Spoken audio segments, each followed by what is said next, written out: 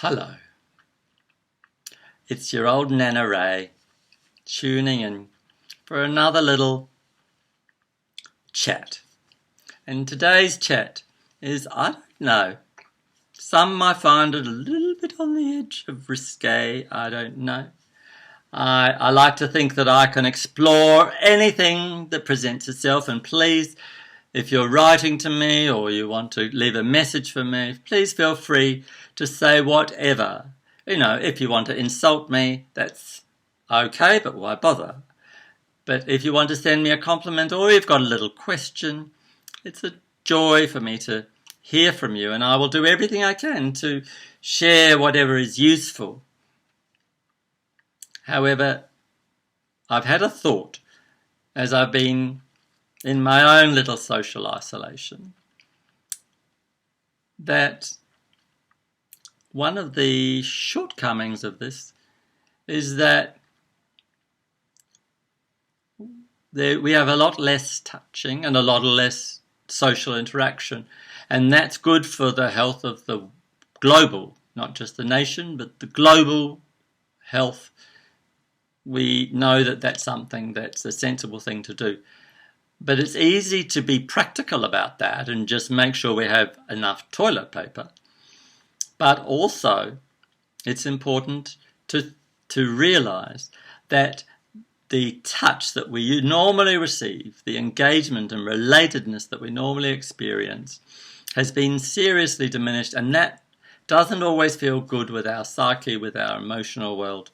And I have a little recommendation, and the first one is simply to notice that for you touch has diminished, and that does make a difference. Now, for those people who are in a family, in an intimate relationship, I realise that touch obviously does happen, and I will talk about that a little bit later. But for now, for those people who are more on their own, there is not so much touch happening. Even before all this, I know stories of little old ladies who would go down to the supermarket primarily so that they could purchase something and have a little bit of contact as they exchange the change, and that might be the only touch they experience in their day or in their week. And I always found that a little bit sad. However, it's partly true, and I was speaking even more recently with a doctor friend, and they were saying that it's difficult as doctors are moving into online consultations, that for many of these older people, their once-a-month checkup with the doctor was their time to have some kind of interaction and possibly being touched in an examination or whatever, or in a howdy-do, and that those things are no longer there. So let's think about how we might redress that. Now, this is a little bit, I don't know, personal, but the point is to experience touch. We can experience our own touch. However, we can do this and just be completely unconscious, just do it because Nana said, or we can wake up to it. And so I want to suggest that the first thing we think about is touching ourselves consciously. The second thing is to bring our breath in. So,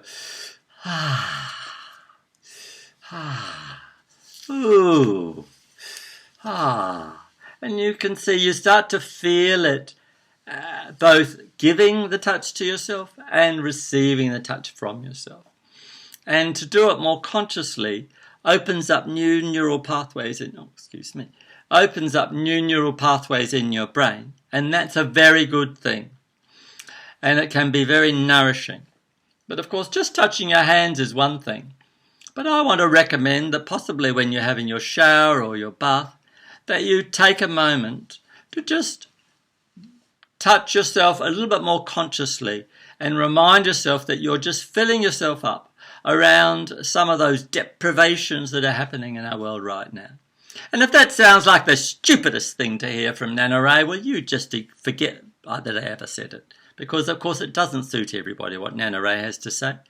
But I do just want to say that one way or another, touching ourselves in a nourishing and caring way is a really good movement towards good health. And I just want to say, may you be nourished, may you feel Nana Ray's caring and love in whatever situation you find yourself. And that's what I have to say for today. Oh, I did forget to mention those people who are having touch already. One of the challenges with people who have a habitual, a kiss goodnight or a cuddle and go to sleep is that those habitual patterns have a tendency to go a little bit unconscious. And so given that we're not having those more different touch that would normally happen in an office or in our normal activities in the day, the thing that we might do with our friends or with our partners or with our children or whatever is to try and find different ways. So just try and find different ways of touching.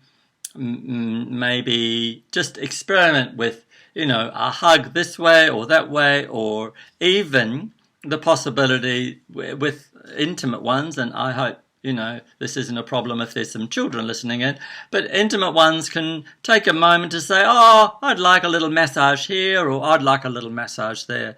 And then that kind of deals with the touch issue, but it does it in a new way, and that can be more nourishing than just what you've always done. Because somebody said, what is it? If you always do what you always did, you'll always get what you always got. And I'm for fun and excitement and new things and pushing the boundaries. That's why Nana Ray's here, and I just want to say, have a lovely, lovely day. Bye now.